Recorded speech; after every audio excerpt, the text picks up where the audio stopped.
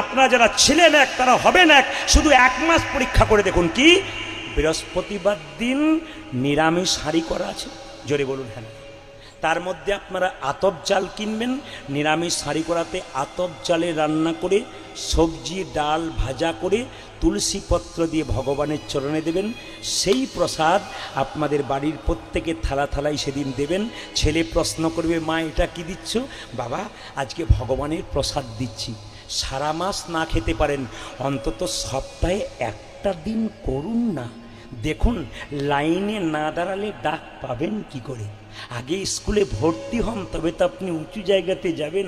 আপনি স্কুলে ঢুকলেনই না, আপনি স্কুলের মর্ম কি জানবেন, শিক্ষার মর্ম কি জানবেন? ধর্মের লাইনে ঢুকলেন না, আপনি ধর্মের মান জানবেন কি করে? যে ঢুকতে পেরেছে, যে ডুবতে পেরেছে, সে জীবনে পরিবর্তন হয়ে গেছে।